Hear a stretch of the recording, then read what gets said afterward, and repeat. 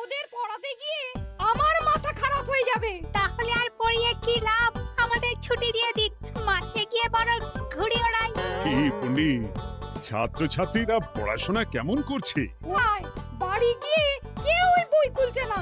মানে বই পড়ে না? না, এই যে গুলটেকেই দেখুন, 1 থেকে 50 অবধি মুখস্থ, কিন্তু তারপর বলতে গেলেই হোঁচট খায়। আচ্ছা গুলটে, 51 থেকে বল দেখি।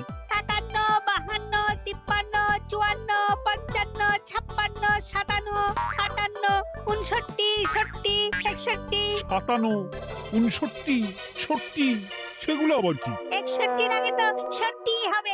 41 এর আগে যেমন 40 হয়, 31 এর আগে যেমন 30 হয়। তুই কি নতুন করে বই লিখছিস নাকি সংখ্যা আবিষ্কার করছিস? না, বই পড়তে ভালো লাগে না। পণ্ডিত, এদের মা বাবাকে ডেকে বোঝাও, শুধু ঘুরে বেড়ালে চলবে, পড়াশোনা করতে হবে তো। আচ্ছা মহারাজ, আপনি যখন এত করে বলছেন, এবার থেকে আমরা মন দিয়ে পড়াশোনা করব। হ্যাঁ, আর বলিস না, তোদের গিন্নিমা আজকে চুনো মাছের চচ্চড়িটা যা বানিয়েছিল না, আহ, পুরো মাখন। গিন্নিমাতে এতদিন জানতাম সরষের তেল দিয়ে রান্না করতো, এখন কি মাখন দিয়ে রান্না করছেন নাকি? আরে দূর, মাখন দিয়ে রান্না করবে কেন? যাই হোক, বাদ দে।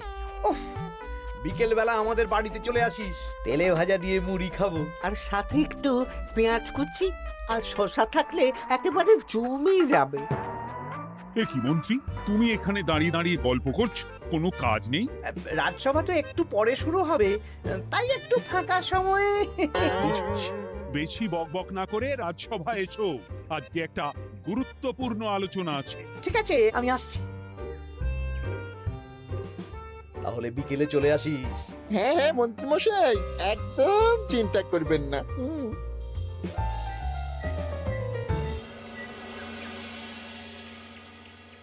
রাজ্যটা তো রসাতলে চলে যাচ্ছে, বাচ্চারা পড়াশোনা করছে না, বড়রা গল্প গুজব করে আড্ডা দিয়ে কাটাচ্ছে। কি করা যায় কিছুই তো বোঝা যাচ্ছে না। কে গল্প গুজব করে আড্ডা দিচ্ছে মহারাজ? কে আবার? আমাদের মন্ত্রী। আমি নিজের চোখে একটু আগেই দেখলাম, বটা ঘটার সাথে সকাল সকাল গল্প জুড়েছে। তাহলে এটা বোঝা যাচ্ছে যে মন্ত্রী মশাইয়ের তেমন কাজ নেই, আর কাজ যখন নেই তখন মন্ত্রী মশাইকে রাজসভায় রাখারও দরকার নেই। হ্যাঁ মহারাজ, গোপাল এটা ঠিক কথা বলেছে। মন্ত্রী মশাই তো কাজের মধ্যে দুটো জিনিসই করেন, অকাজ আর কুকাজ। একদম বাজে কথা বলবে না। গোপালের কথা শুনে এখন আমার নিন্দা শুরু করেছো, তাই না? এই থামো থামো থামো থামো, আমাদের রাজ্যের উন্নতির জন্য একটা সমাধান করা দরকার। এই সময় নষ্ট করা বন্ধ করতে হবে। তাহলে মহারাজ, সবাইকে ফাঁকা সময়ে বই পড়তে হবে, পড়াশোনার মধ্যে থাকতে হবে, কারণ জানার কোনো শেষ নেই। তাহলে কি করা যায় বলো তো গোপাল? আমাদের রাজবাড়ির যে গ্রন্থাগার আছে সেটা তো বহু বছর ধরেই বন্ধ, ওটা খোলার ব্যবস্থা করুন মহারাজ। হ্যাঁ মন্ত্রী, তুমি নিজ দায়িত্বে গ্রন্থাগার খোলার ব্যবস্থা করো। অনেক দিন ধরে ধুলো ময়লা জমে আছে, সব পরিষ্কার করবে, আর পরিষ্কার হয়ে গেলে তোমরা সবাই গ্রন্থাগার থেকে বই নিয়ে পড়বে। বেশ। মন্ত্রী মশাই ভালো ভাষার ফেঁসেছেন। হ্যাঁ, জীবনটা তো শুয়ে বসে গুলতানি দিয়ে কাটিয়ে দিচ্ছেন, না হয় একটু কাজ করবেন আর কি। আর হবে না গল্প গুজব, হবে না ঠাট্টা হাসি। গ্রন্থাগার সাফ করতে গিয়ে মন্ত্রীর হবে হাঁচি কাশি। কথাটা বেশ ভালো বলেছে বিজ্ঞানী। ওনার দুটো কাজ, অকাজ আর কুকাজ। সে তো তুমি প্রসঙ্গ আনলে তাই। বেটারা আমাকে নিয়ে রসিকতা করছে। এই গোপালের বড্ড বার বেড়েছে, এমন চাল চালবো যে কেঁদে কুল পাবে না।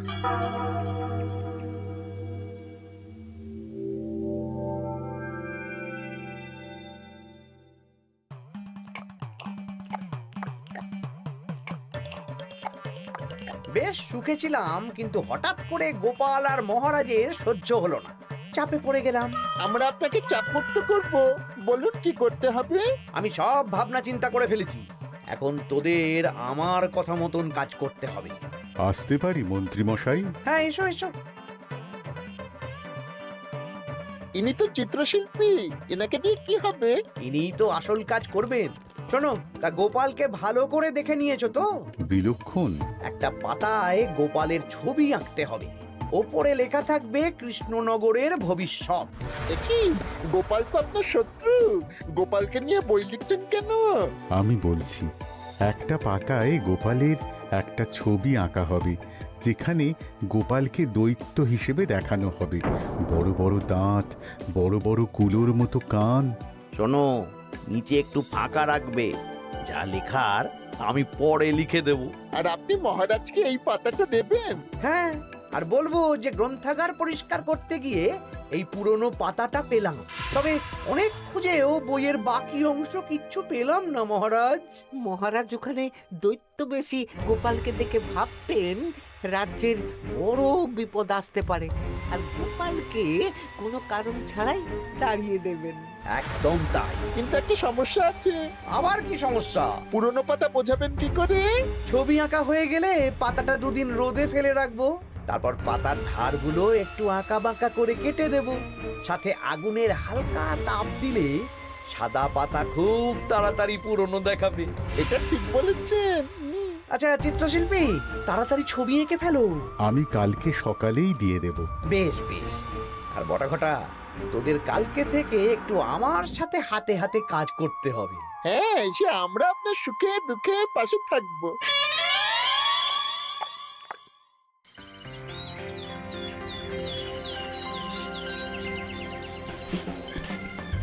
ওপরের তাকগুলো পরিষ্কার কর, ওপরের বইগুলো বড্ড ময়লা। কি মন্ত্রী, কাজ হচ্ছে? কাজ করছেন না, বরং কাজ করাচ্ছেন। কাজ হওয়া নিয়ে দরকার, যে আমি করি বা অন্য লোক, তাতে কি যায় আসে? যায় আসে মন্ত্রী মশাই। আমাদের এই গ্রন্থাগারে এত দামি দামি প্রাচীন দুষ্প্রাপ্য বই আছে, যদি কোনো বই চুরি হয়ে যায় তার দায় কে নেবে? এটা গোপাল ঠিক বলেছে। আমি তো এখানেই আছি, বটা ঘটা সাহস আছে নাকি বই সরানোর? বেশ, তাহলেই ভালো। চলো গোপাল, পাঠশালায় গিয়ে দেখে আসি আজকে কেমন পড়াশুনো চলছে। গোপাল আমাদের ঘুরিয়ে চোর বললো মন্ত্রী মশাই, আর আপনি প্রতিবাদ করলেন না। প্রতিবাদ কি? গোপালকেই দুদিন পরে রাজ্য থেকে বার করে দেব।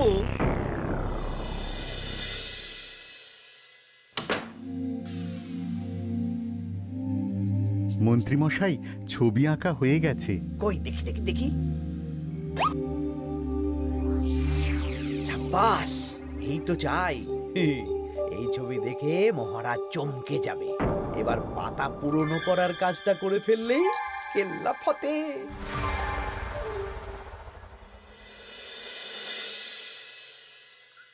তা মন্ত্রী, গ্রন্থাগার পরিষ্কার করার কাজ শেষ? হ্যাঁ মহারাজ, তবে তবে কি? একটা পুরনো বইয়ের পাতা পেলাম। কি?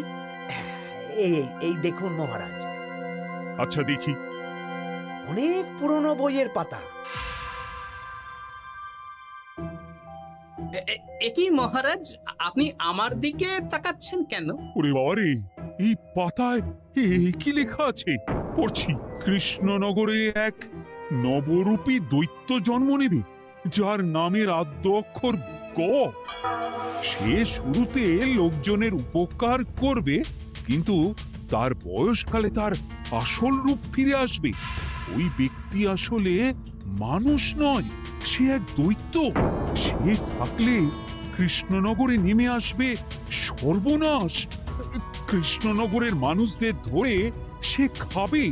তার আসল রূপের চিত্র প্রদর্শিত করা হলো। কই দেখি মহারাজ। দেখো, সত্যি তো, এই দৈত্যকে একদম গোপালের মতন দেখতে। মহারাজ, আমার মনে হয় যে গোপালকে এই রাজ্যে ঠাঁই দেওয়া একদম ঠিক হবে না। কোন দিন গোপাল মানুষ থেকে দৈত্য হয়ে আমাদের খেয়ে নেবে বলা তো যায় না। উল্টো পাল্টা কথা বলবেন না মন্ত্রী মশাই। ওই দেখুন মহারাজ, গোপাল কেমন রেগে উঠছে। এক্ষুনি দাঁত বেরোলে কিন্তু হিতে বিপরীত হয়ে যাবে। আরে কিসের হিতে বিপরীত? কই দেখি। দেখো দেখো, এ তো কোনো দুষ্প্রাপ্য বইয়ের পাতা, তাই মিথ্যে কথা লেখার সম্ভাবনা কম। বিশ্বাস করুন মহারাজ, আমি দৈত্য নই, আমাকে ফাঁসানো হচ্ছে। গোপালকে দূর করুন মহারাজ। কোনো অঘটন ঘটে গেলে কিন্তু আমাকে বলতে পারবেন না যে আমি আগে থেকে সাবধান করিনি। হ্যাঁ গোপাল, তুমি আর এই রাজ্যে থেকো না, আজ রাত্রেই চলে যাও। আমি জানি তো মানুষ অবস্থায় অনেক উপকার করেছো বা করছো, কিন্তু দৈত্য হয়ে উঠলে তখন রাজ্যের মানুষকে কি জবাবদিহি করব বলো? বিশ্বাস করুন মহারাজ, আমি মানুষ। চুপ! এই কে আছো? গোপালকে ঘাট ধাক্কা দিয়ে বের করে দাও।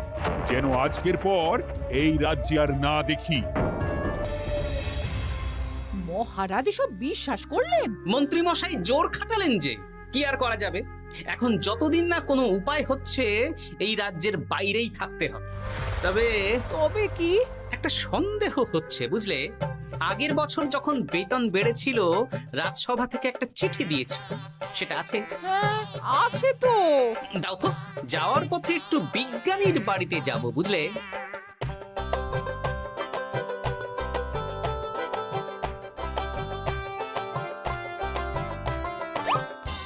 এবার চলো। আমিও বুঝতে পারছি গোপাল, এটা গভীর ষড়যন্ত্র। শোনো, তুমি একটা কাজ করো। ওই পাতার লেখাটা দেখে আমার মনে হলো হাতের লেখাটা খুব চেনা চেনা। তুমি একবার এই চিঠিটার সাথে মিলিয়ে দেখো তো। মন্ত্রী মশাইয়ের হাতে লেখা চিঠি। বেশ, আমি তাহলে কায়দা করে পাতাটা নিয়ে এসে পরীক্ষা করব। তা কোথায় থাকবে এখন? কদিন ওই শ্বশুর বাড়ি, আর আমি তোমার সাথে দেখা করার জন্য রোজ রাতে আসবো। বেশ।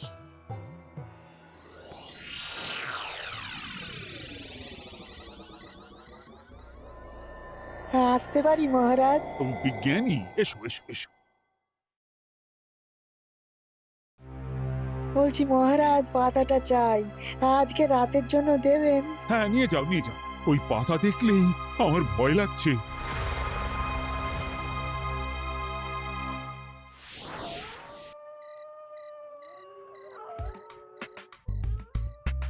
এ তো হাতের লেখা হুবহু এক, একদম মিলে যাচ্ছে। তার মানে এই হাতের লেখা মন্ত্রী মশাইয়ের, আর এই বই রোদে ফেলে রেখে হলুদ করা হয়েছে। আসতে পারি বিজ্ঞানী? এ কি, এ কে তুমি?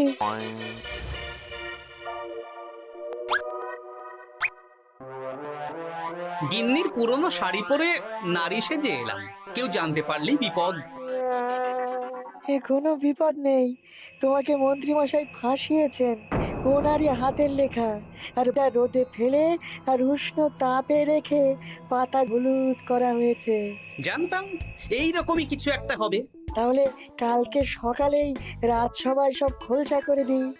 না না, তার আগে মন্ত্রী মশাইকে একটু নাচাবো। কিভাবে? আমি দৈত্য সাজবো আর মন্ত্রীকে ভয় দেখাবো। আগে বটাকে দেখাবো, তারপর ঘটাকে, শেষে মন্ত্রীকে। এ ভালো মজা হবে, আমি তোমার পাশে আছি।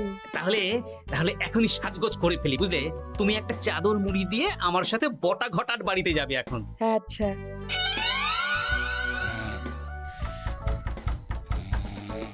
হে, এক ঘটা দেখ না।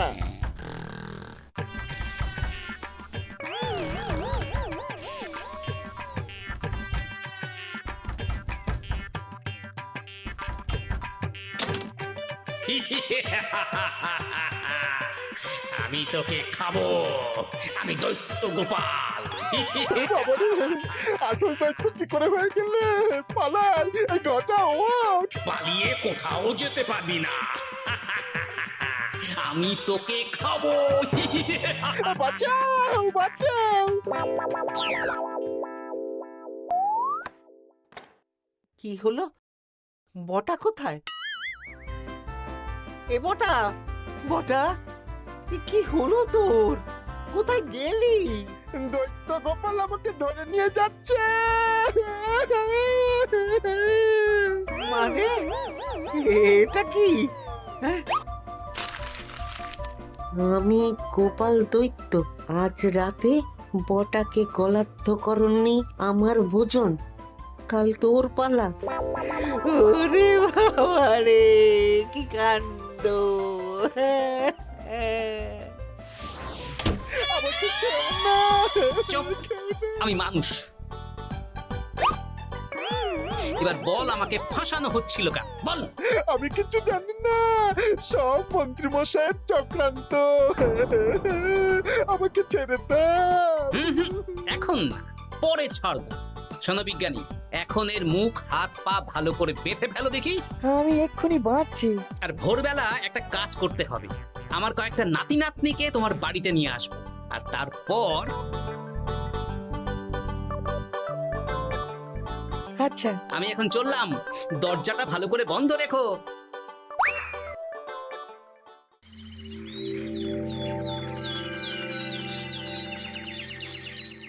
কি সব উল্টো পাল্টা বলছিস?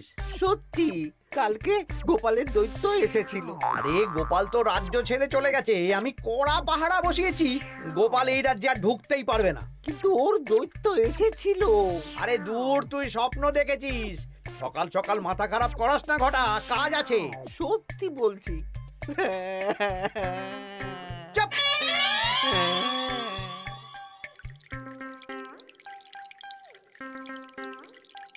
মহারাজ, আমি কানা ঘুষো খবর পেলাম বটাকে গোপাল দৈত্য কালকে রাতে তুলে নিয়ে গেছে। হ্যাঁ, আমিও তো তাই শুনলাম। কি সর্বনেশে দিন এলো! এতদিন তো এই বিপদ ছিল না। কালকে গোপালকে তাড়িয়ে দেওয়ার পরেই গোপাল দৈত্য হয়ে সব শুরু করলো নাকি? আরে দূর দূর, আরে গোপাল দৈত্য হবে কি করে?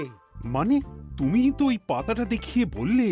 না মানে আমি বলতে চাইছি যে মহারাজ, গোপাল দৈত্য হয়ে এই রাজ্যে বিপদ আনতে পারে, কিন্তু সেটা তো এই রাজ্যে থাকাকালীন। এখন তো রাজ্যেই নেই, তাহলে আমি তো এর মাথা মুন্ডু কিছুই বুঝতে পারছি না।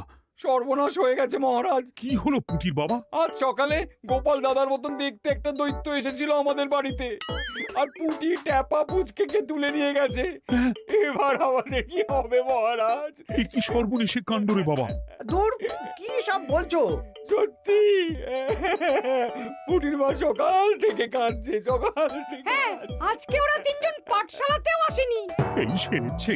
মহারাজ, গোপালকে তাড়ানোর পর থেকে তো দেখছি বিপদ শুরু হলো। এতদিন তো কোনো বিপদ ছিল না। সেনাপতি, তুমি তোমার প্রহরীদের নিয়ে গোপাল দৈত্যকে খুঁজে বের করার চেষ্টা করো।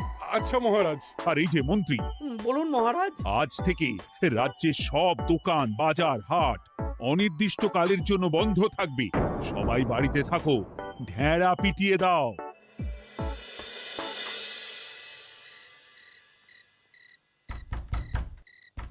কে? আমি দরজা খুলবো না। এই দরজা খোলো। আমি বিজ্ঞানী।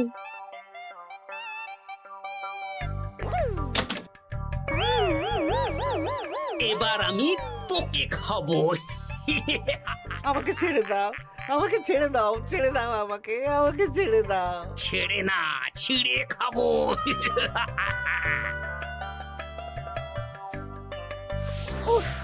এই তো দাদু চলে এসেছো। এরকম শুয়ে বসে থাকতে ভারী মজা। কি বটা, তোর কিছু হয়নি? না না, কাল একটু ভয় পেয়েছিলাম। না, কিছু হবেও না। এই মন্ত্রীর সব চক্রান্ত ধরা পড়ে গেছে। আমি চাইলেই মহারাজের কাছে মন্ত্রীর নিজের হাতের লেখা বইয়ের ব্যাপারে বলতে পারতাম, কিন্তু আমি চাই মন্ত্রী মশাই নিজের মুখে নিজের দোষ স্বীকার করুক।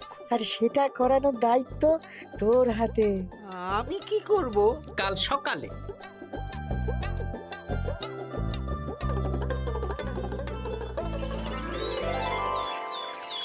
কালকে আবার ঘটাকে তুলে নিয়ে গেছে। ও সেনাপতি, তুমি কি করছো?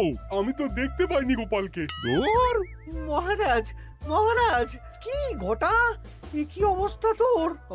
অনেক কষ্টে পালিয়ে এসেছি। গোপাল খেতে গিয়েও খায়নি আমাকে।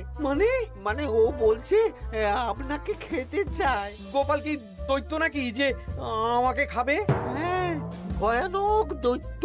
এই তো আমি পাতাটা এনেছি, দেখো তো একবার। হ্যাঁ, এইরকম। ওরে বাবা, কি ভয়ানক! এই গোপালটা কি শুরু করেছে বলতো? গোপাল দৈত্য হবে কি করে? এই ছবির নিচের লেখাটা তো আমার, তুই জানিস না নাকি? না মানে কিছু না। তোমার লেখা মানে? না না, আমার লেখা না, মানে আমি খুঁজে পেয়েছি আর কি। আপনি সত্যি না বললে আমার কাছে কিছু প্রমাণও আছে মন্ত্রী মশাই, যে এই পাতার লেখাটা আপনার। হ্যাঁ, এটা মন্ত্রী মশাইয়ের লেখা, আমি সব জানি। এই তোকে বলতে বলেছি। না না না না না, এবার আমি বলবই, আগে আমার প্রাণ, তারপর আপনার মান।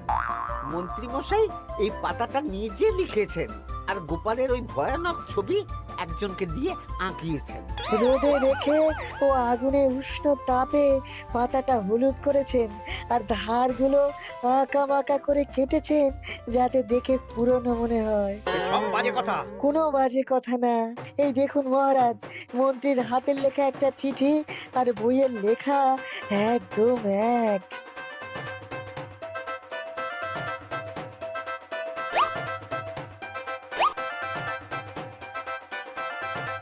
এ কি মন্ত্রী? না মানে কিন্তু গোপাল যদি সত্যিই দৈত্য না হয় তাহলে বাচ্চাগুলোকে আর বটাকে কে ধরে নিয়ে গেল? আমি ধরে নিয়ে গিয়েছিলাম। অনেক সময় সোজা আঙুলে ঘি না উঠলে আঙুল বাঁকাতে হয়, তাই এই ছোট্ট নাটক। সবাই